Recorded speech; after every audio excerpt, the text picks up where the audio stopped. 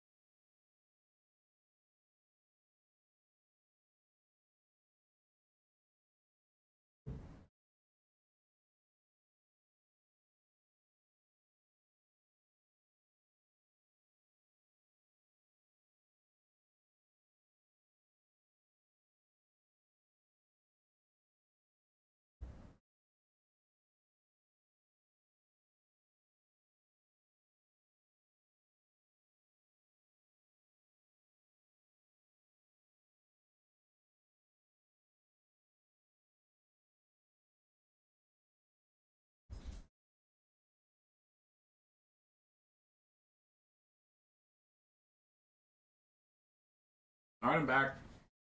I'm back. Calm down.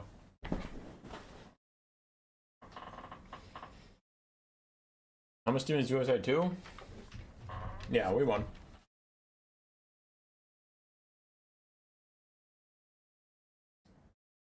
Hello. Calm down. All right, we're back. We're so Barack.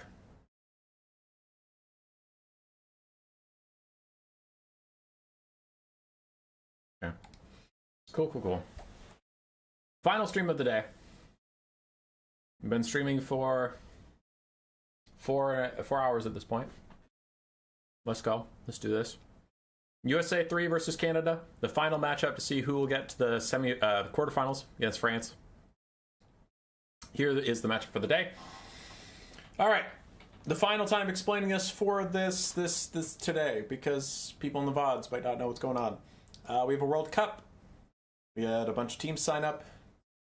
Each team can global ban one faction before the tournament even starts. So you will not see Khorne this matchup because USA 3 got rid of that. You will not see Dwarves because Canada got rid of that. So neither side can play either of those factions. All 5 games will be played no matter what. We have Stingers, Tim the Wilder, Jet Padu, Torreson, and Boss Toss versus Black Knight, Central Scrutinizer, Lenorm, Golden Floof, and Rusto. Cool? Extra cool. Let's see it. Let's see who does it. Let's find out who all the replays are from. Okay. I've been deleting replays we've already cast, and now my list is getting nice and short. Let's see, that is from America. That is from... Wait, shit. Okay, it's not easy to tell who's America and who's not. Shift you over here so I can see. That one's from... Okay. Canada, America, Canada, Canada, Canada. So most of them are from Canada. Understood.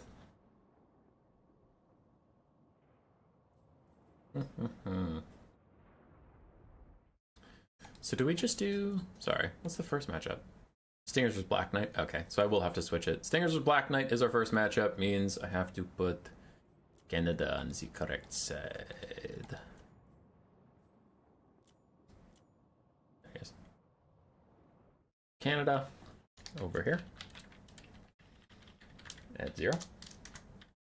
Then USA, still USA. Let's go.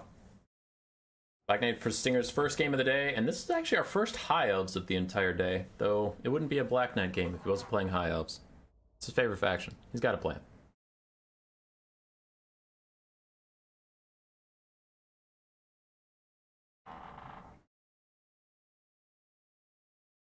Apparently, if there are any French-Canadian, Canada is destined to win. Oh. Spooky. High Elves, Dark Elves. The original grudge match. For the High Elves, we have 4 Illyrian Reaver Archers, then 2 Illyrian Reavers, 2 Dragon Princes, one of which is the Fireborn, 5 High Elf Spearmen in the back line with a Mage of Life with just Earthblood, and then Imric up in the sky. Aside for the Dark Elves, we have Dark Riders, Cold One Knights, Witch Elves, a Bloodrack Shrine, a Canate Assassin, and then what are you? Supreme Sorceress of Beast, just Flock of Doom and a front line of Bleak Swords. Okay. Illyrian Reaver Archer is going to do their best to kite the Dark Elves out a little bit. Bloodrack Shrine can counterfire a bit, but it doesn't do as much damage as 4 Illyrian Reavers, so I do think the Dark Elves will want melee to happen faster. I think. Illyrian Reaver Archer is now going to fire at the Witch Elves. Unshielded, 5 armor, great target. Seer Build in the wild. Imric rear charge lands on Bleak Swords, but is he going to get countercharged by Cold One Knights? I suppose it's all a bait because he has the Fireborn and other Dragon Princes here. So he's like, yeah, charge Imric, see what happens. Other Dragon Princes retreat. Fireborn retreat too. They're also not going to take this fight. I think they're trying to draw the Dark Elf Cavalry out of position. Imric charges into them. Pretty free and clear. He's really not scared of anything on the Dark Elf roster except for a full surround by Cold One Knights when he has no support. But here he has Dragon Princes. So yeah, Imric's actually very happy to take any fight he can. Illyrian Reavers kill off another Dark Rider as Cold One Knights charge up, but now they're not sure what to do. They don't want to charge straight onto spears, and their cavalry opponents have retreated, but it looks like the Dark Elf player's micro is down here. Now his Cold One Knights are moving, but they do end up fighting spears, and that's going to be a bad time for them. Imric gets left alone. The Dragon Princes need to charge back downhill and save him. Yeah, they're going to now. Hopefully the Fireborn get a good crisp charge onto these guys, and the regular Dragon Princes don't block them too much. The Bloodrack Shrine is getting some shots. There go the Fireborn. Good contact. Should get good damage out, especially with Imric helping too. There's other Cold One Knights that are going to wrap up and around and rear charge the Dragon Princes. I would like to see some Illyrian Reaver Archers just suicide dive into them to stop those guys from getting a rear charge on the Dragon Princes. The main frontline fight isn't really that important, so we're going to ignore it as this is much more important as to how the game is going to go. Overcasted Earthblood trying to keep the Fireborn pretty healthy. Cold One Knights took a lot of damage, but the downhill charging Cold One Knights are now here, so the Dragon Princes are trying to opt out. Flock of Doom overcast onto all of them is doing a lot of damage. Imric jumps back into the fight, terror routing off the Cold One Knights. Bloodrack Shrine is still trying to shoot in. It doesn't do that much damage in shooting. I would kind of like for it to get in melee and just provide its constant buffs for its allies, debuffs for its enemies. As even the rear charging Cold One Knight is killed off by the Fireborn, so very, very good state of events down here for the High Elves. The key engagement went heavily their way. They lost some health off of a regular Dragon Prince, but the Fireborn and Imric are both very healthy, and they've routed off 3 of the 4 Cold One Knights, which the Cold One Knights are the big issue for the High Elves to deal with in this matchup. 1 Cold One Knight is still healthy. There's still a Bloodrack Shrine, and maybe a Flock of Doom spam. The Dark Elves can force the High Elves to take a bad trade somewhere, but right now, High Elves feeling good. Spearmen are routing off in various directions. 3 out of the 5 have already routed, but 2 out of the 5 are still full HP and rejoining the fight now. As the Dark Elves try and retreat to their Bloodrack Shrine with their healthy Cold One Knight. Bloodrack Shrine still providing constant little poke here and there. Dragon Princes get a free charge downhill onto Cold One Knights who are not ready for that, so that is a double win, downhill and a free charge. Very good for them. And the healthy Cold One Knight gets rear charged by Imric, and he is currently slapping the shit out of him. This Fireborn going to get another downhill charge. Really, the High Elves taking the top of the hill and then just charging downhill over and over again has been quite nice for them. The Dark Elves' hill is back here, but they didn't have any way of forcing the High Elves to come to them because they got out-skirmished. If they had superior range, they could have backed up and backed up and backed up till they were on top of their hill, and then they get downhill charges on the High Elves, but that's not what happened. Bounce power is very even. Fireborn taking a lot of damage. Their heal cap is very much in sight. We'll see if they get a couple more Earthbloods, but the Cold One Knights have all been defeated, so it should be pretty easy for the Fireborn to maintain dominance. But ooh, a final charge in from this Cold One Knight. onto the Fireborn, who are getting debuffed by the Bloodrock Shrine, and the Bloodrock Shrine giving buffs to Cold Knights, who are already very hard to rout, and a Terror Rout comes in, plus the Flock of Doom. Very, very good damage onto the Fireborn. Excellent play there from the Dark Elves to secure themselves a little bit of mobility pressure. Just not having the Fireborn running around is nice. Bloodrock Shrine under attack by Imric. Tries to run away. And that's my biggest issue right now, is what kills Imric.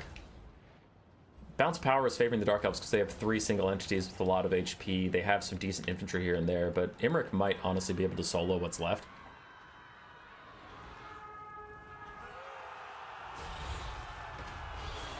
Might be. As Witch Elves and Cold Knights team up against Imric, gonna get some decent damage out. Is the High Elf Lifecaster dead? No, I just saw a regrowth. So she's alive somewhere. She's alive in front of a Canid Assassin who's currently chasing her down. So she won't be alive for too much longer.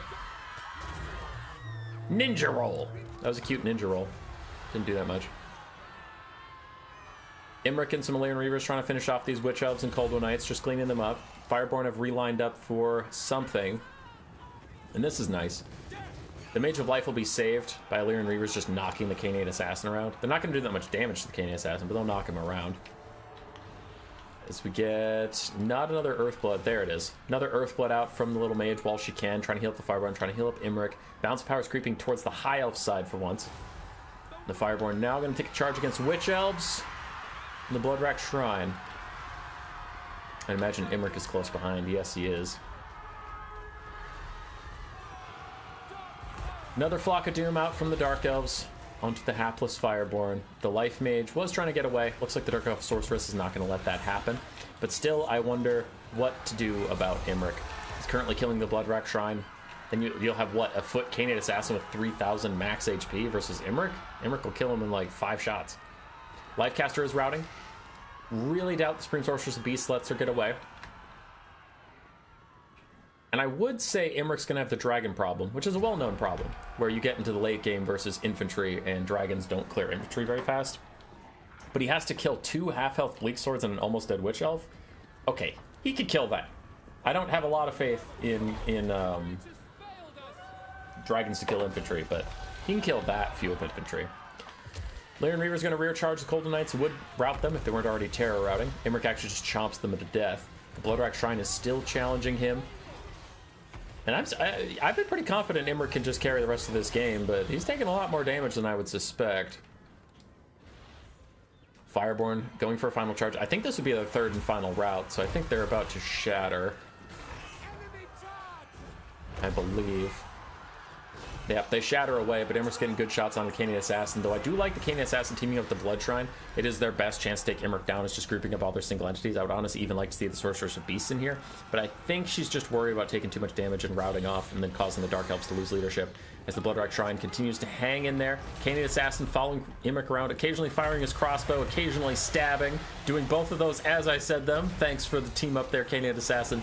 But the Bloodrock Shrine is about to get going. All of the High Elves are routing away from Imric, though, leaving him completely on his own as Cold Knights dive back into the fight. The Bloodrock Shrine is gone. Its minor, but still present leadership buff is gone as well, making it slightly harder for the Cold Knights to stay in the fight. Imric is taking a lot of damage. He needs to turn. He needs to hit that Canid Assassin, but he's kind of T-posing as there's too many bodies. There's too many models blocking him, so he can't turn. But heroic Illyrian Reaver charge gets Imric out into the sky, where he can probably use his last breath attack, right? Yeah, he still has a breath attack, so we can use that quick onto the last of the Cold Knights, rout them off most likely, and then get a diving attack onto the Canid Assassin that should give him what he needs to kill him. Beautiful dive down. These Illyrian Reavers are the hero of the hour, getting Imric out of that bad situation where he was just stuck on so many models he couldn't turn. Imric chomps the Canid Assassin. In comes the Sorceress, try and knock him down, but he still has 4,000 HP. Don't let his low HP bar fool you. That HP is 4,000. That HP is 1,800. These are not the same. Imric turns. He can't get back into the air again. He needs to just stop and take what fight he can get as the Canid Assassin continues to harass him, continues to poke him down. He probably shouldn't go after the Sorceress of Beast. Just please kill the Canid Assassin. The Canid Assassin is doing so much damage to you as you continue to ignore him. Please kill him. Just kill the Canid Assassin. Imric, Black Knight, whoever I should be talking to right now. Just kill the Canid Assassin. Gets back up into the sky. This Canid Assassin is going to continue firing his little crossbow at Imric. Imric ignores him again, takes another charge onto the Bleak Swords. Imric, I'm starting to get pissed off. Stop ignoring this assassin. He is kicking your ass while you're just letting him do it. Kill him. chop him like 2 times. Brought in the Bleak Swords. Please chomp the King of the Assassin, Lord of Dragons down. Now is the time. 1 chomp. Give me another. 2 chomp. You missed that one. You missed that one, buddy. Get stun locked. 3 chomp, but that one actually hit. So 2 chomps hit. Canadian Assassin, all of a sudden routing 3 chomps. Wow, that was so easy, Imric. That was so easy. You didn't have to take like 4,500 damage value from the Canadian Assassin by ignoring him forever. You could have just chopped his ass. Oh, makes me so mad, but he got it.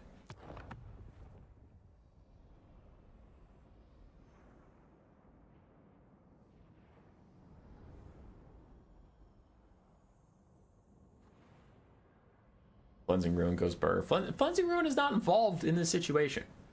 Dragon Princess and Imric got good value. The Illyrian River Archers did fantastically, both paying for themselves, but also like saving Imric at several key moments. For Stingers, his Lord, the Flock of Doomcaster, insane value. Canadian Assassin also did very, very nicely. Bleak Swords did fine. Witch Elves did fine. Dark Riders got wrecked. Colden Knights did okay, and the Bloodrack Shrine did fine. I was getting scared. I was getting afeared. But Canada does get it in the end.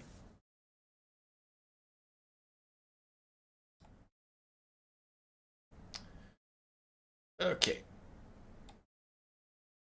Alright, so that is gonna work. Cool. I was wondering, I highlighted the flag of Canada, so I was like, wait, is that the lower layer and I won't be able to see it? Black Knight gets the first win for Canada. Next up is Tim the Wilder versus Central Scrutinizer, and I think this is the one where I have to switch the names because I believe Central Scrut sent it to me. No, wait. Then the names would be fine. I don't know. I know one of these games are going to switch names. Taurusin. That's it. Alright, let's delete that so I don't accidentally cast it again. This one. Central Scrutinizer versus Tim the Wilder.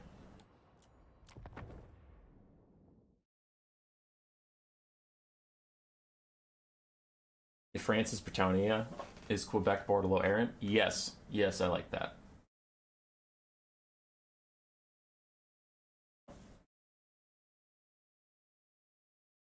Pretty sure Assassin didn't do much to any. I mean, he got 1,400 value from doing something.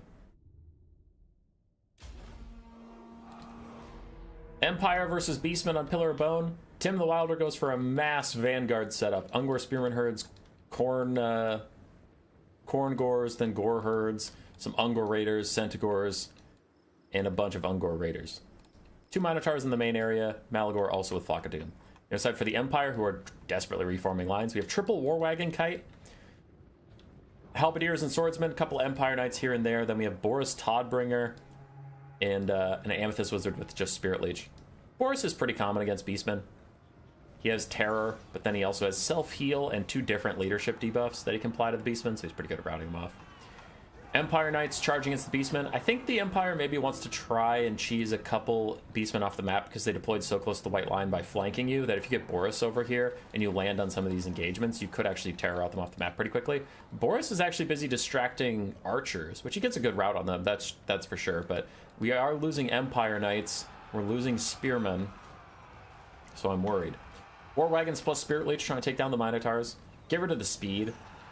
I think he sees that the Beastmen just have a lot of infantry, not a ton of mobility. So if you can take out the Minotaurs, you can take out the Centigores, then the War Wagons can kite pretty infinitely. And also, War Wagons are pretty good chariots after all the chariot buffs. If you just throw them on melee mode and run through Ungor Spearmen, you'll be fine. Like, they're not going to kill Chaos Warriors, but they'll do good against Ungor Spearmen. Boris trying to provide some buffs and debuffs, but the Minotaurs and Centigores are winning by too much right now. They're not that afraid of him yet. The War Wagons continue to kite away. Central Scrutinizer has almost killed an entire Minotaur, though. It's pretty good. War Wagon's now shooting at Malagor. If you can avoid it, you definitely should avoid shooting at Malagor, because he is so teeny tiny that he just ignores that shit. War Wagons are never going to hit him. Spirit Leech can hit him, though.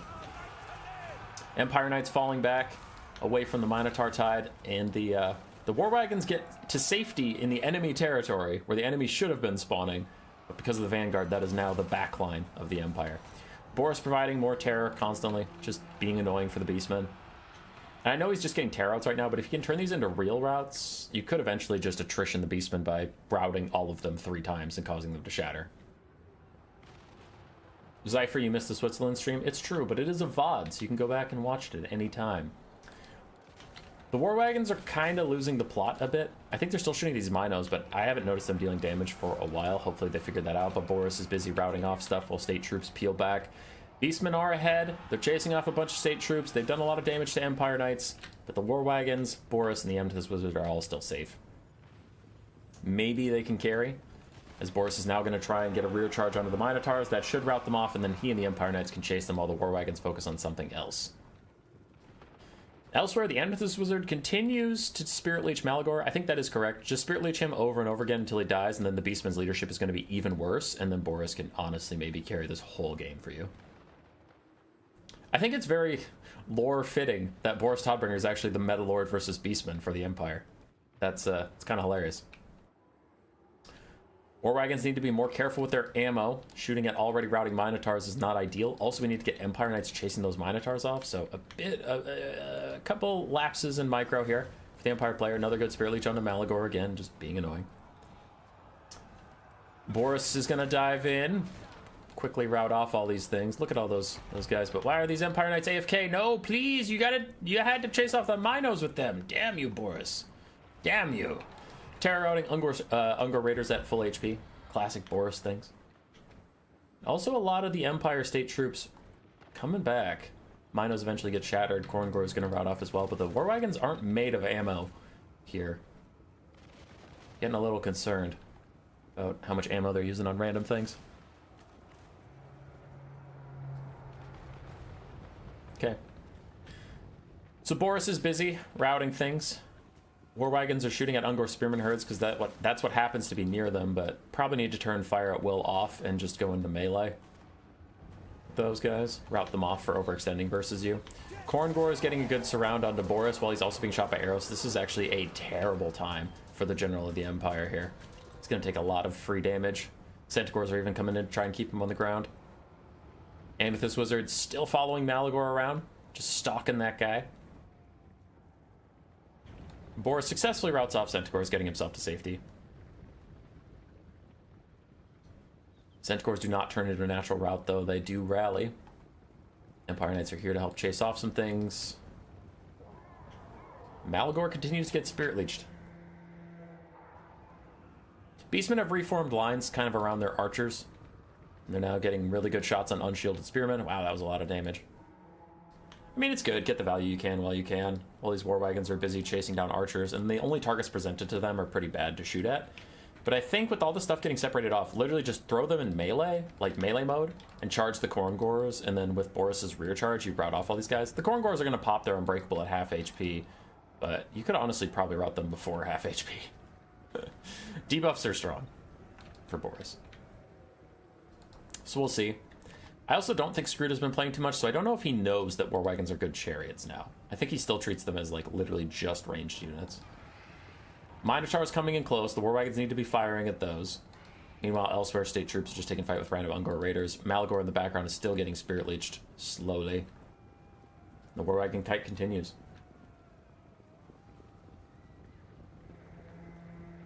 Malagor at 700 HP. The Amethyst Wizard is actually just going to go fight him, as Boris and the boys continue to kite. War Wagon's trying to get to safety over there. Take you all the way over here where Malagor is actually pasting the Amethyst Wizard, but if he takes one more hit, or even without a hit, his leadership is blinking for a bit, but he is demolishing this guy. 21-30 versus 48-45. Yeah, okay, that's not a winning fight for the Amethyst Wizard, who does need to kite away. And Malagor is now chasing him. 99 speed versus 95. Malagor should get a charge bonus, but I don't know if that really works while you're flying, to be honest. It's really up to the next Spirit Leech to take him down. Flock of Doom, just for the sake of having Flock of Doom. Oh, he wants it for the Vigor per second and the charge bonus for Bestial Surge. One more Spirit Leech to save the Amethyst Wizard. On the far side, it looks like Minotaur's caught a War Wagon. So these guys will continue to chase each other, but one more Spirit Leech and Malagor is dead. So while he was busy microing the Amethyst Wizard across the other side of the map, his War Wagons did get caught a little bit, so they're at 3 out of 4 models. Oh, 3 out of 3. Did these guys play on large unit size? I think they may have played on large unit size. Okay, well, whatever. Neither of them complained to me about it at the time. Spirit Leech almost takes Malagor out, almost kills him. It is going to push him off the map, but he will not die. And the Beastmen have almost caught themselves another War Wagon as the Minotaurs continue to charge uphill. I was almost on the side of the Empire, and they started war wagon kiting. Yeah, war wagons aren't the most enjoyable way to lose. So the Beastman Lord is off the field. Now, take a leadership hit. But these Minotaurs are a big problem. Boris probably has to get back in the sky and side charge these Minotaurs to route them right off the battlefield, save his war wagons. But the war wagons are not going to win this game by just being ranged units. Like, I know I keep saying it, but that's because it is turning into a big problem that they aren't taking charges as chariots when it's just infantry. And Boris didn't get up in the sky. He got locked on the ground by fighting the Korngors. And now he gets charged with the Minotaurs, so they don't take all the debuffs. They take some of them, but not all of the debuffs he could have brought to bear.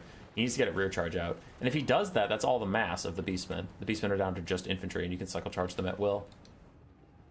Boris is heel capped, though. The war wagons are leaving him way too far behind.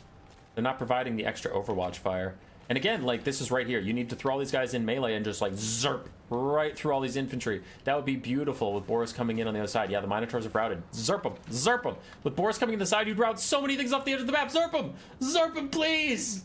No. Oh, no, it's a huge missed opportunity from the Empire. Okay, guaranteed he doesn't know. Guaranteed he's still playing, like... Scroot used to play a lot, and I think he played back when war wagons were trash in melee.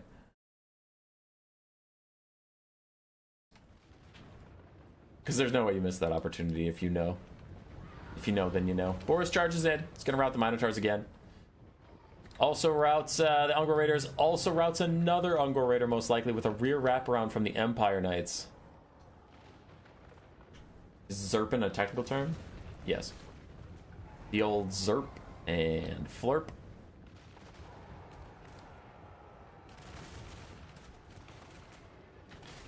War wagon kite should have a percent chance per second of losing a wheel.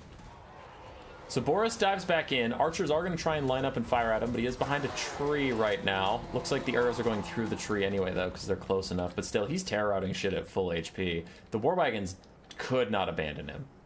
Trash in melee? You meant not hittable in melee. Okay, like, Rocket, I mean, like, if you dedicate to melee and just sitting there and fighting something, they'll die really quick. But now with really good collision damage, they do a lot more. Yeah. Boris is trying to go back in. I worry he's going to land on Minotaurs that now should be terror immune. Well, they already are terror immune because of their ITP. So now he's going to sit in halberds and Minotaurs. Still, the war wagons are nowhere to be found. And this should be the last chance of the Beastmen to win this game. I know they're up on the balance of power, but if they don't kill Boris here, he is just going to cycle charge the rest of their army to death. But this is exactly what I was worried about. He lands in the Minotaurs, gets stuck, and the Korngor's going to just slap his bum. And he really needed to, when he routed those Minotaurs like 2 or 3 times, he needed to have Boris just hovering overhead and escort them off the battlefield, because they're the mass that kept him in those Korngors. He couldn't move. Now he can, but it's probably too late. He's taking too much damage. Empire's very far behind. Empire Knights had to dive in and try and save him, and the Korngors are feasting right now. Give me their value. Yeah, I don't care about Boris. I don't care about anybody. Give me Korngors. Yeah, 1,700, getting close to 1,800 value for these Korngors as they route off Boris. They're going to route off the Amethyst Wizard. That's going to be army losses. And just an unfortunate missed opportunity from the Empire on the execution there. You can see the plan, but just a mixed execution. Rocket in the chat. I'm surprised that Beastman build 1. Yeah.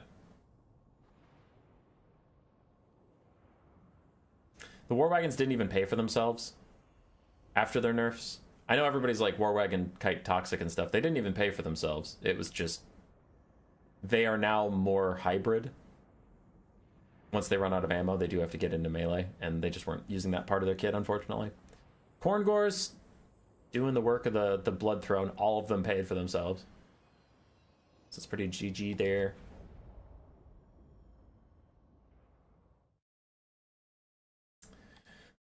What does that take us? That is... Tim the Wilder is USA. So USA is at 1. 1-1. No 5-0 today, you. Blah, blah, blah, blah, blah, blah, blah. Tim the Wilder with the dub.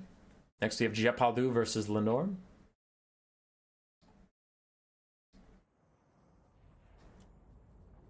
There is Lenorm. I just want to find that game and delete it so I don't have to keep looking through the wrong game.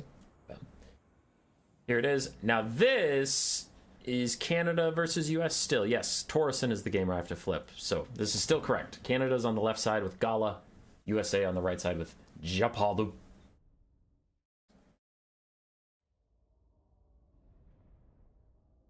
US survives pitching another donut. That reference is lost on so many people. Lizardmen for Canada versus the Dark Elves of the USA. I want to say the Dark Elves of the Empire, and I was like, wait, that's not right.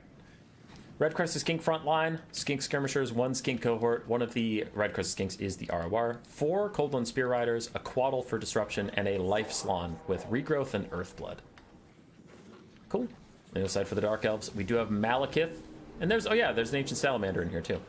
We have Malekith with Power of Darkness and Soul Stealer. He immediately takes a fight with the Quaddle in the sky. Then we have Cold One Knights, Bleak Swords, 2 Dark Shards, and the Knights of the Ebon Claw Dread Knights. Why? Dread Knights are terrible. Legit, I think Cold One Knights are a better unit than Dread Knights, not cost withstanding. If they were both 1,000 gold currently, I would still rather take Cold One Knights. I feel like they're just so much better, and I can't explain perfectly why. Just in feel, like when I see them battling, I know Knights of the Ebon Claw have better stats, and I guess they're the ROR. But Cold One Dread Knights fighting next to Cold Knights like always do better for less money.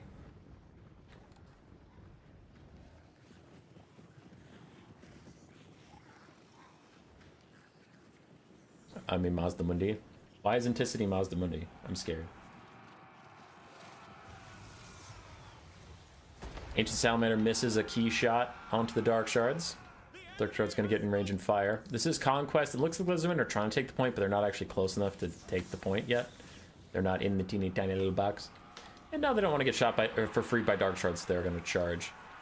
Red Crested Skinks should beat Bleak Swords, but the Skink cohort will not. The cohort of Quaddle. Yes. The Quaddle is having issues. He is going to use his Bound Chain Lightning to disrupt those Dark Shards. Depending on the RNG of what direction it goes, it could do a lot of damage, but unfortunately, not great RNG, so it starts the path away. It is going to path down. It's still keeping them in the circle, though, so it was all right. It was all right RNG in the end, and it comes back, so pretty good. It was teasing us. It was thinking, I'm going to go all the way away. I'm going to leave. You're going to get fucked up. You can see the Red Crested Skinks are winning the frontline fight where they get involved. Cold One Spear Riders are also doing pretty well here and there, but the Quaddle is taking a lot of damage, and some Cold Ones are actually overcommitting to go fight some Skink Skirmishers. It is not worth it for them to be fighting Skink Skirmishers right now, as Cold One Spear Riders are going to get a rear charge on them, but actually nice pincer coming in. Okay, I like this a lot. Peeling off of the Skink Skirmishers and surrounding this Cold One Spear Rider. That's going to be a dead Cold One Spear Rider. It's a very, very good fight. These Cold One Knights should also beat the Cold One Riders because Murderous Prowess is active right now. We'll see if they can hang on long enough to do so, but they should be able to. Ooh, they're getting hit in the back by something. It's another Cold One Spear Rider. Got it. This is a 2v1. I just didn't see the 2v1 happening. Knights of the Ebon Claw are trying to get involved as Malekith is sniping out the Slan very effectively. Overcasted Regrowth to try and save the Slan's life as a banishment for the Slan goes through some Bleak Swords, but it's also going back into his own cohort of Sotek. So a little bit of friendly fire on that one. Slan is still trying to get to safety. Quaddle is disrupting everybody. 3 minutes into this game, and both armies have taken significant damage. The Slan is terror routing. It might become a natural route, but he does manage to rally just briefly. And the Knights of the Ebon Claw have taken a lot of damage. So have the Cold One Knights, but there's healthy Cold One Knights next to Malekith, who's also very healthy, as he tries to just hold it down. A little lightning bolt against these Cold Ones, but they gotta finish the snipe onto the Slan. As Malekith and his healthy Cold One Knights are going to finish off these Cold One Spear Riders rather quickly. Everywhere else, the Dark Elves are pretty much a spent force, so this Lord Snipe needs to go well for them, or they're going to end up getting ground out. It looks like the Slan is going to survive. Heal cap in sight, but he is going to live. Malekith tries to rally his Cold One Knights. They've got to somehow drag this game back in their favor. There's still a full health Ancient Salamander with a lot of ammo. Half health Quaddle. Lizardmen have more infantry. Lizardmen have more ranged left over, as there's like these 2 Dark Shards are the healthiest infantry the Dark Elves have, and those guys are going to get run down. You can see it right now. They're just going to get run down by Skinks. Quaddle is defending the Slan, trying to bap at Malekith with his big wings, but Malekith ignores him. Going after the Slan anyway. Earthblood to heal him up, but the Cold One Knights and Cold One Dread Knights closing in. The Skink Skirmishers continue to fire all about, but the Cold One Knights have successfully beaten the Cold One Spear Riders. The Lizardmen have no more cavalry. to fight back. It's just one half health Coldland Knight left for either side, really. All these guys are so depleted, it doesn't matter too much. As the Quaddle and the Skinks still trying to stop Malekith, but Malekith's getting charge attack after charge attack after charge attack. He just will not miss the Salon when he's doing the charge. He misses with his little tail.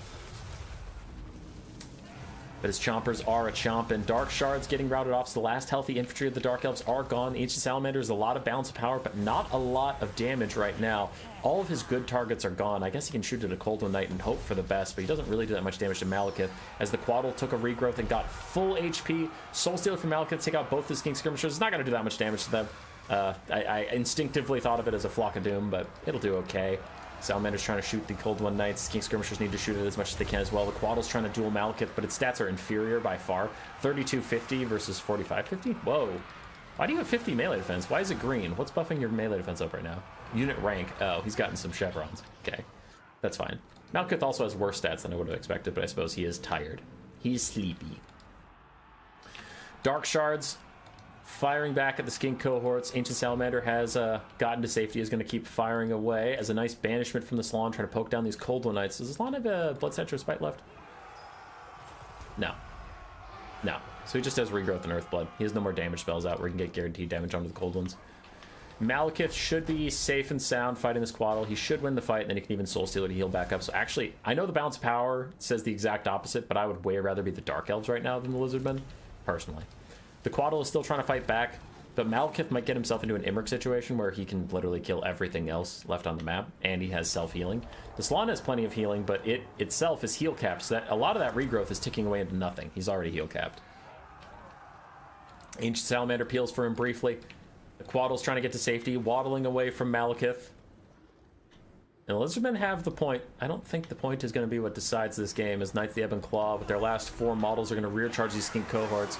Might be enough to shock damage the Skink cohort out of here. It does not look like it, though. Those guys are going to be stalwart in their defense. The Quaddle's not. The Quaddle's not stalwart in anything. He gets his ass handed to him and gets pushed off the battlefield.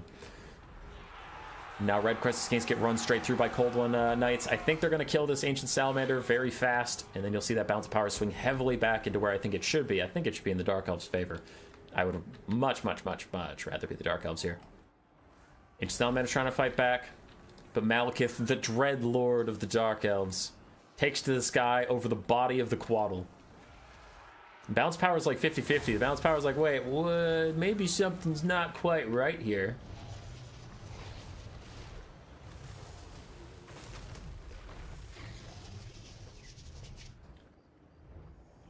Malekith's about to land. Ooh.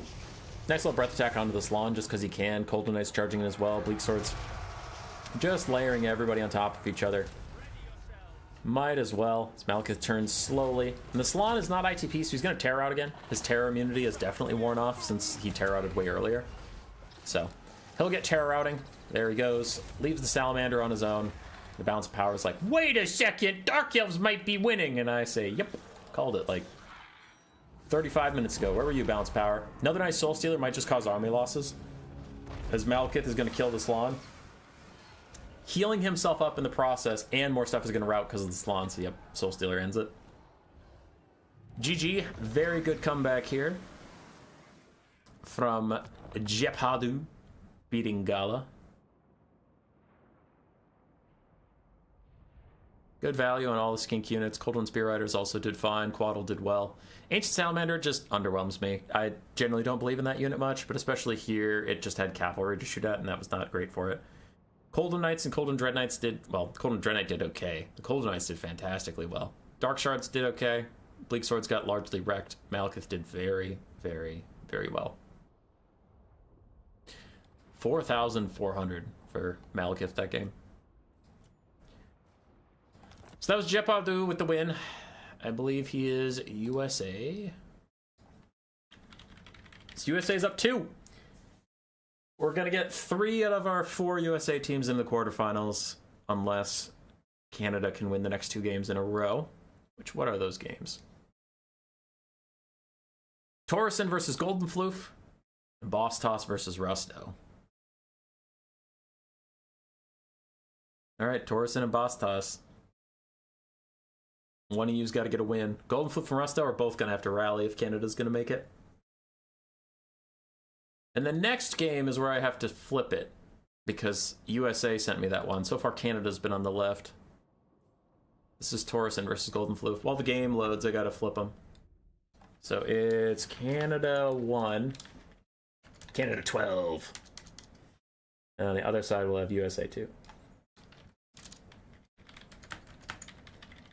Trust the scoreboard. The scoreboard is correct on who's on what team. So if you want the USA to win, you are rooting for the Tomb Kings this game. If you want Canada to stay in it until the domination game, you are rooting for the Beastmen. What did the Lifestone want to heal anyway? I guess himself, the Ancient Salamander, the Quaddle, but yeah, I agree. They aren't the best targets to heal there. Alright, for the Tomb Kings, we have Katep with Vengeance and Cursed Blades as his incantations. Bunch of Skeleton Horsemen and Nakar Horsemen, a lot of cavalry for these Tomb Kings, and then triple Sepulchral Stalker and a front line of Nakar Warriors and Skeleton Spearmen. On the other side for the Beastmen, we have Centaurs, Minotaurs with great weapons, Centaurs with throwing axes as well. We have Brave Shaman of Wild, which is Traderkin, and then a front line of Gore Herds and Spear Herds. Oh yeah, and one Harpy. Hi, Harpy. Flying over the top. Vibing. Takes some big damage from Sepulchral Stalkers, already going to almost rout.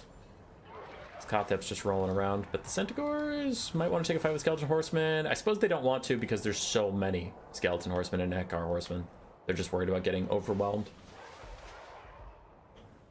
This flank is much better for the Beastmen to get a good fight. So Centaurs with throwing axes and Centaurs going to take a fight against Nakar Horsemen and Skeleton Horsemen. Really good surround there, and actually this last Skeleton Horseman is actually just going to fuck off. He doesn't want to deal with this at all. Minotaurs and Ungors getting through the front line rather quickly as Sepulchral Stalkers all line up to try and shoot these Minotaurs. Great weapons, getting a lot of good damage out. And elsewhere, a Skeleton Horseman got drawn into a bad fight with Minos and the Caster. So the Tomb Kings having a couple unfortunate engagements, not all fully together just yet. And the Beastmen sticking together, getting through that front line. Gonna go harass the Sepulchral Stalkers now as the Ushakti summon is already coming in. It's gonna land in the middle of 3 Centaurs with throwing axes, so those guys are gonna want to path away as fast as possible. Centaurs getting good fights, killing off some of those horsemen. The Beastmen are a little behind on the balance of power. I suppose there is an Ushakti summon out, so it's a little fraudulent, but still. This early in the game, with this much still on the board, Ushakti summon shouldn't push that much balance of power. As the Beastmen break through the front line, making the enemy backline now their backline as they get back here, but the Sepulchral Stalker is still firing uphill at these Centaurs. One of them's already routing, another one's very low, and a Skullstorm from Kotep goes through Centaurs and the Gore Herds. Little lucky for the Beastmen that it fucked off into Nowheresville. And some Minotaurs managed to get on Sepulchral Stalkers. Even damaged as they are, they can hold on for quite a bit of fighting. Charging up more stats the longer they're in melee with Blood Greed. Syrian's Incantation of Vengeance is out onto the Centaurs, trying to damage them as the Skeleton Horse Archers kite away, getting good damage out there. More Nakar Horsemen, more Skeleton Horsemen dying. And the Sepulchral Stalkers trying to kite back, but now we have 3 throwing axes, all throwing at them. Very close range. Armor-piercing shots will do a lot of damage from that many different Centaurs. Another Sepulchral Stalker is trying to get away from the last healthy Mino. Ushakti summon will fade away too. Still the balance of power goes a little further in the favor of the Tomb Kings as we have 2 Centaurs getting killed off in the distance. That's probably affecting a lot of it. The Sepulchral Stalker almost dies. Quite nice. It's not like the Lord of Cetra too. I mean, it's Kotep. So if you get into a late game where he has to go into combat, he's going to lose. Both Sepulchral Stalkers are dead. There's a third. I forgot about the third. There's another, said Yoda. It's the final Sepulchral Stalker trying to stop and fire uphill, but he's about to get charged by Minotaurs and Centaurs throwing axes. The other throwing axes are also all going to light him up. And is that a Traderkin? My god, that's a Traderkin, and it's overcast. Oh lordy. Beastmen really want that Sepulchral Stalker dead. I don't know if a Traderkin was worth it. Probably could have used that on Kotep, but okay. Really wanted that Sepulchral Stalker dead, and it dies instantaneously. It's not nothing. Beastmen are back to even on the balance of power, maybe even going to take the lead as the Sepulchral Stalker fades away. Skeleton Spearmen are dying of their own volition, so are Nakar Horsemen and Skeleton Horse Archers. A lot of crumbling going around despite the fact that Kotep is still alive and well. Now for the Beastmen, they don't exactly have a ton of troops left either. A wounded Gore Herd, 2 very wounded Minotaurs, more wounded Gore Herds with one with a Skullstorm that's about to rip through it. And then we have some Centaurs, but Usirian's Incantation of Vengeance exists. And Kotep should probably just use that for the rest of this game. Anyone's magic he has left have to go into Usirian's. Just damaging the Centaurs, taking them out of play. Tomb King's running out of stuff, though. You do have to be able to finish things off. Like, if you Usirians the Centaurs, you gotta be able to chase them down when they're routing, otherwise they'll just come back. Skeleton Horse Archer's trying to kite. Kotep's even gonna get in the way of some charging Centaurs, though he really doesn't have too much to say about it. He's like, watch out, you, or I'll read my book at you.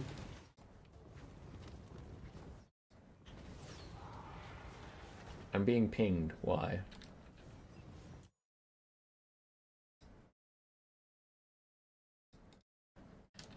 Sorry, I have to deal with this.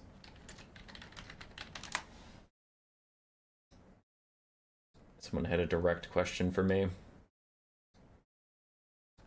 Okay. Alright.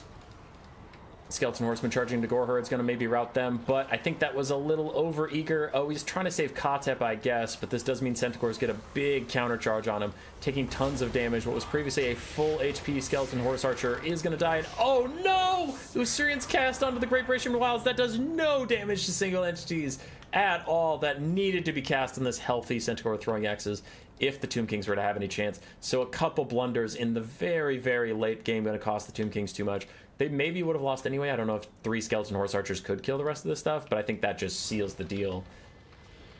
This is the end of the Tomb Kings here. And Canada stays in it. They'll probably take us to a 2-2 domination game. Yeah, we have a Traitor King caster, some Centaurs. They should be fine.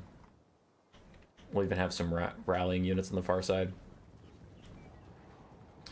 ×2 speed as the Skeleton Horse Archers just try and fire. Yeah, throwing axes aren't going to be able to hit him. Those guys can easily dodge those. All right, ×2 speed briefly. Kite them out, and then you army loss, and that is the end of the game. 2-2. The last game of the day. After 5 streams, the last game of the day will determine whether USA gets 3 out of its 4 teams into quarterfinals, or if Canada's 1 team will stay alive in the tournament.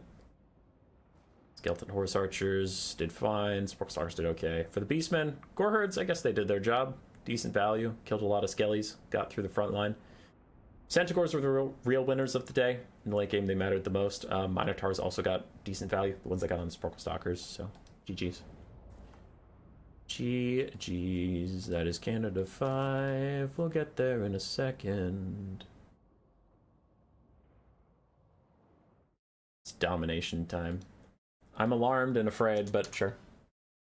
Let's see. This is from Rusto, who is Team Canada, so I need to switch this back so that it is correct in the final game.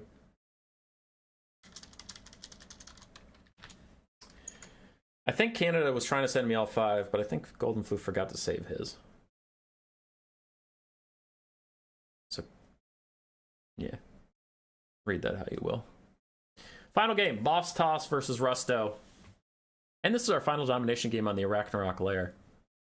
We have different maps going into rounds 3, 4, and 5. It's just round 1 and 2 were really messy with some people getting by rounds, some people not. So I just used the same maps for them until everybody got caught up at the same place. Last game. Last game. Canada, USA. Tomb Kings versus Warriors of Chaos.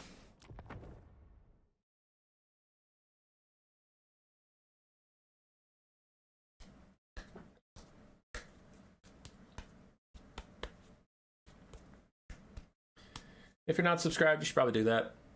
Our subscriptions have tapered off to nothing. I got literally 1 subscriber yesterday. Our channel refuses to grow. Sad. Cue the people in chat telling me Warhammer 3 multiplayer is a dead game and it sucks. And then cue me telling them too bad. Also, I forgot to turn on the Total Tavern map pack, so it crashed immediately. That's my bad.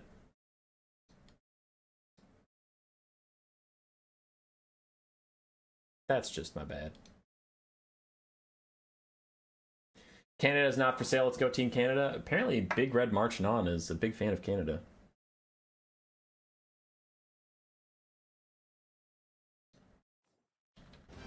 Alright, we're back. Everybody calm down. I just didn't have the mod pack on. So the game is trying to load a map it literally didn't recognize.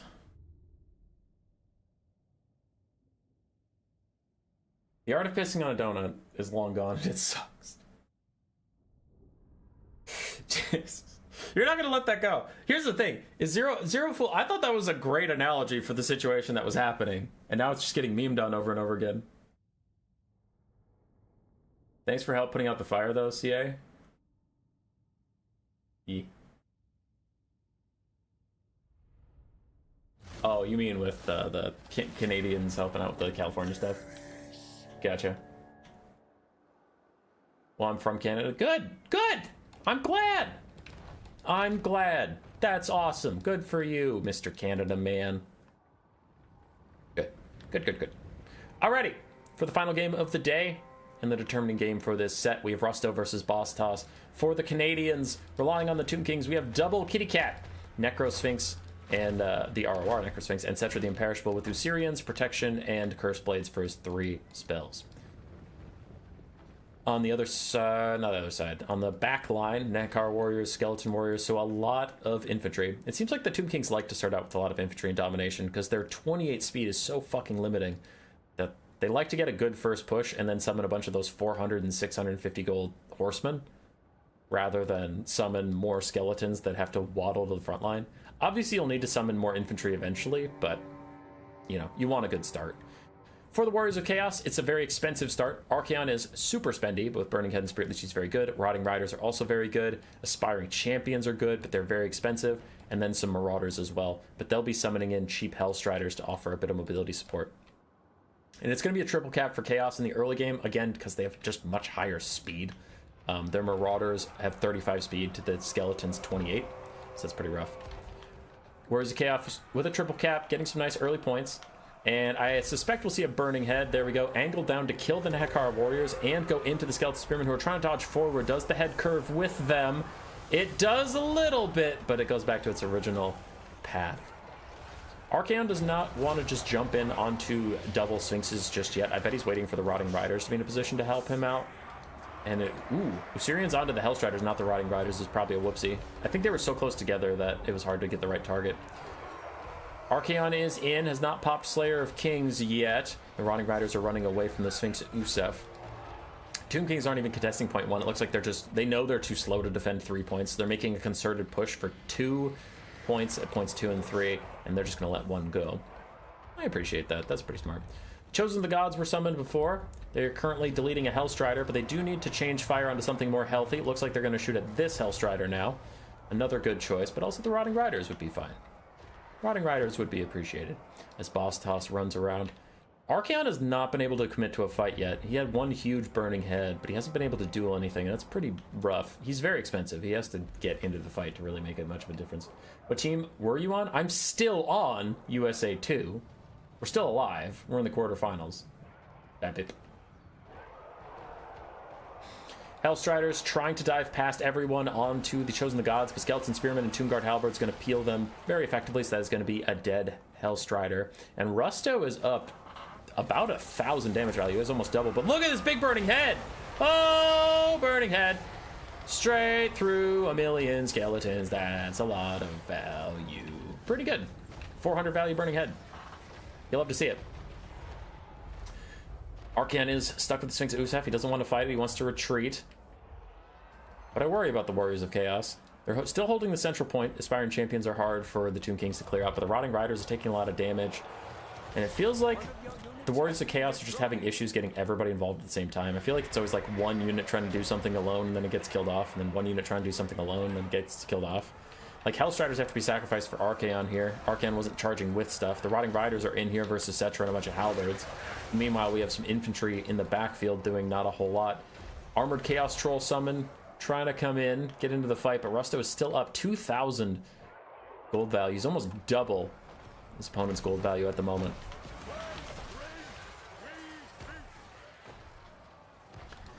Sphinx Usef again peeling Archaon. No healing for him on this roster, so every chunk is a bad chunk for him to be taking. Rotting Riders getting pretty low. They have their own regeneration, but still it is tough. Chosen the Gods still firing away. Cetra and the Big Cat still healthy. And then we even have a Necrotect in now with a Restore to heal up things if they need it. So things are going very poorly for the Warriors of Chaos. They're just not getting the engagements they want. They're not getting the damage they need. In comes another big Burning Head. Those have really been the only things going Chaos's way, as Burning Heads are clearing out a lot of skeletons. I guess that's fine. Also, I guess I should mention that they have insane victory tickets right now. Like 0 to 650 is quite a lot. But I'm concerned the fight is going badly enough that the Tomb Kings are going to move up, take all 3 points, and lock you in your spawn, and you won't be able to get any momentum back. Like, I'm very worried that that's going to be the end outcome, so I'm not as concerned about the tickets at the moment.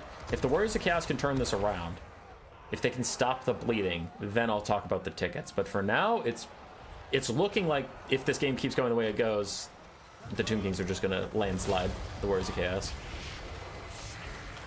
We see an Incantation of Vengeance on the Hellstriders to try and kill them off. Meanwhile, Archaon throws down Spirit Leech and Slayer of Kings, I think. No. Just Spirit Leech. Really big surround onto Cetra. This is exactly the type of thing Boss Toss needs to get back in this game. Archaon is taking damage, but so is Cetra as the Rotting Riders surround him, as Archaon does too, but the 2v1's going pretty badly for the Lord of the End Times. And he starts to back off. It was looking really good. He did a lot of damage to Cetra. He isn't able to finish it off, and now he's trying to get away, but that Sphinx isn't about to let him do so. His horse getting caught up on a couple skeleton horsemen. There's a big giant Sphinx behind him. Archaon gets to safety. He should be able to run away now. He actually stops to engage the Sphinx. Gets chopped in the side a little bit. Rotting Riders barely clinging to their leadership. If they lose that leadership, they'll rout, and then they'll lose that minus the 10% ward save, 15% ward save they get from the blessing of the Rot God, or whatever it is called. More Hellstriders summoned in. Still about 3,000 damage value lead from Rusto, and Rusto is about to take his first point of the game. Now at this point, he probably needs a triple cap. The Tomb Kings do to win. I think, honestly, even with one, Warriors of Chaos could win at this point. They need a little more points before 1 is all they need, but, you know, I don't think point 2 is going away anytime soon, so they'll get it. Archaon's very, very low. Cetra's very, very low.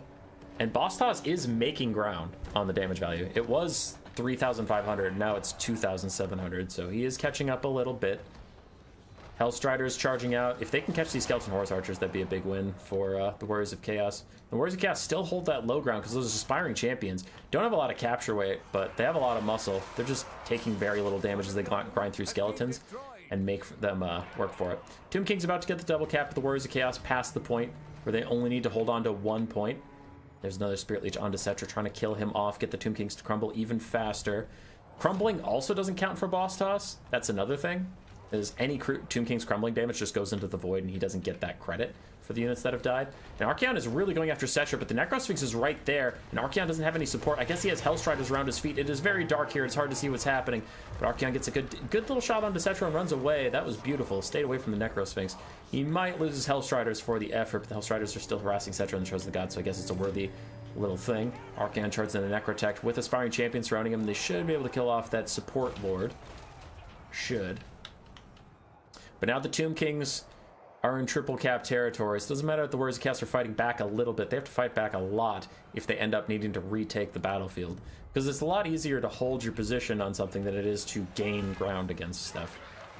If you've ever played Tug of War in real life, it's a lot easier to just dig in your feet and hold where it is than it is to actually pull the other team closer towards you. It's kind of like that. Archaon's running around trying not to die, but he's waiting on more Spirit Leeches to take out Cetra once and for all. Chosen the Gods firing in on Marauders and Chaos Trolls who are grouped up. Now the Warriors of Chaos still hold the central point, and they got the capture back towards them a lot more, so the Tomb Kings have a lot more ground to cover to get it all the way back up. But, yeah, still a little concerned. Very nice Hellstrider play on the south side, as Skeleton Horse Archers are getting picked off, and that leaves Hellstriders as the only force down here, so they could pretty easily take this point if they charge this other Skeleton Horseman. Archaon's running down there too. But the Tomb Kings take the middle point.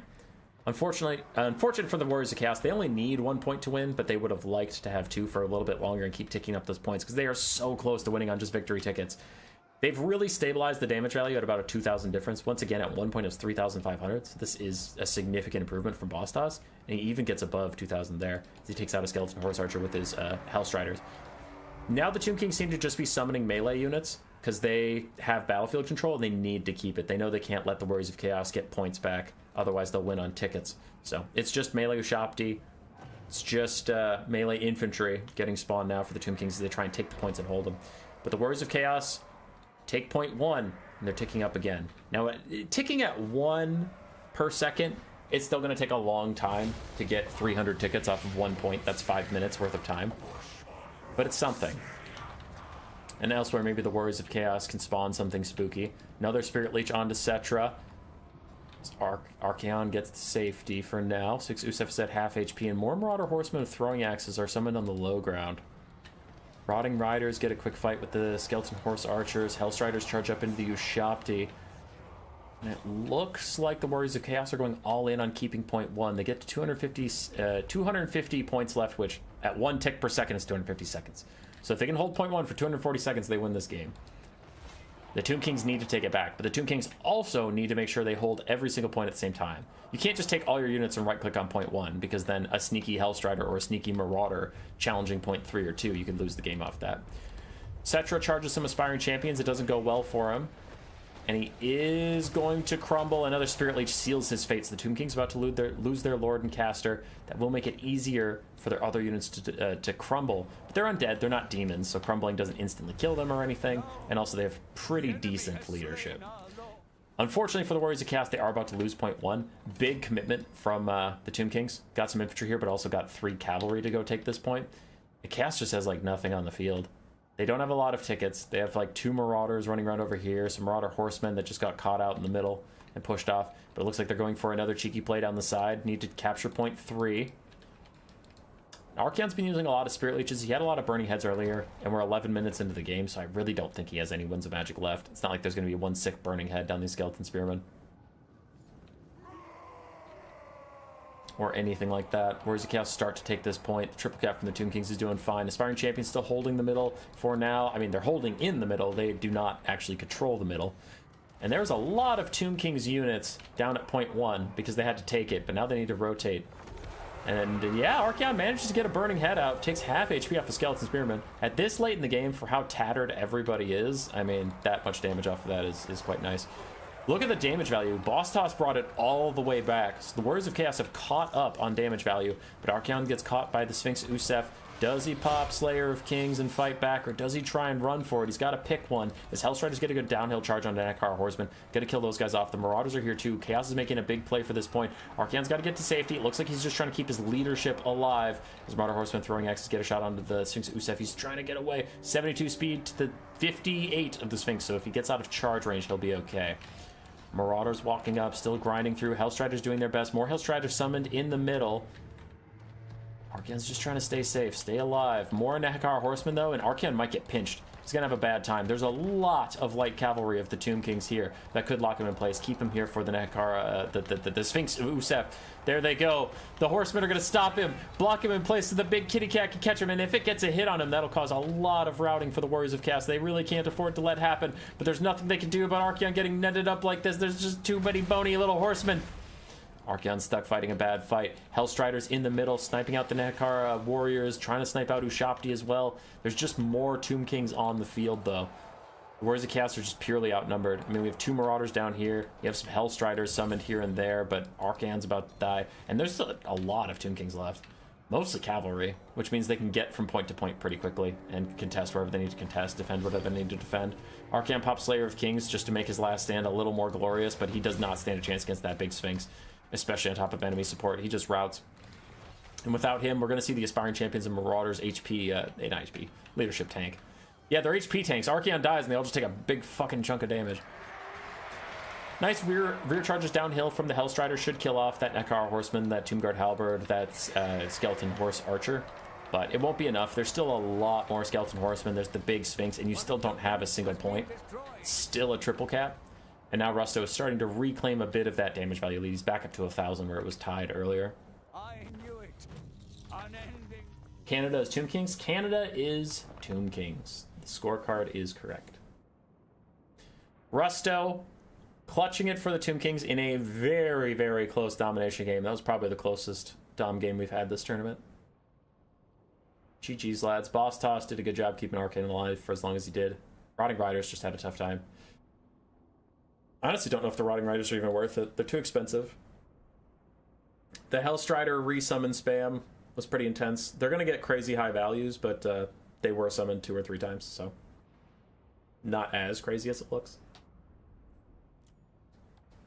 And yeah, for the Tomb Kings, they just... I said at the start that they summoned all their infantry and then all of their reinforcements were going to be cav. They had a Tomb Guard and an Ankar Warrior. Otherwise, I was right. All of their reinforcements were cav. Oi, oi, oi, oi, oi, oi, oi, oi, oi, oi, oi, oi. So that is it for the day. To wrap it up, Canada goes 3-2 in a very close series. Go over to desktop, pull up the Photoshop, give Rusto his win. Bam. That's 3-2. Go to the big World Cup thingy.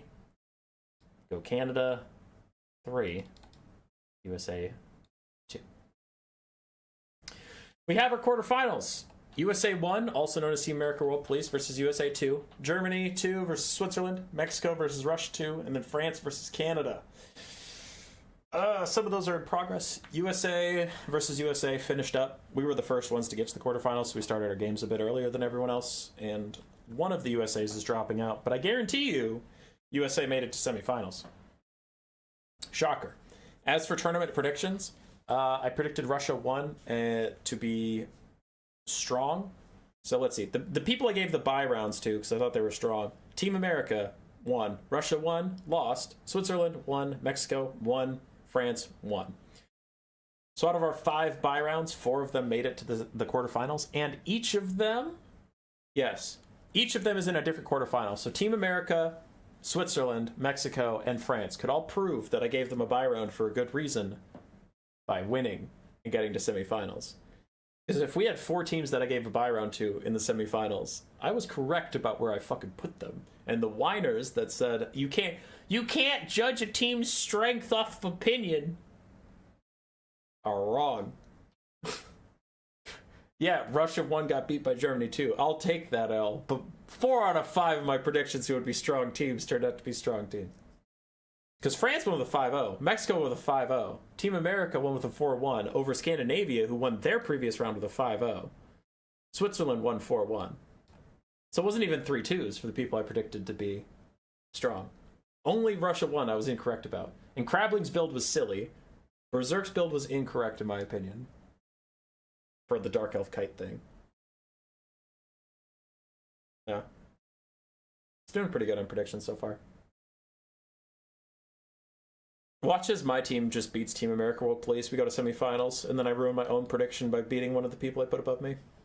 Because I'm on USA too. Alright, that's it for the stream. I'm going to check in on chat, then I'll leave. What happened to Russia 1? That was earlier in the day. You'd have to go watch.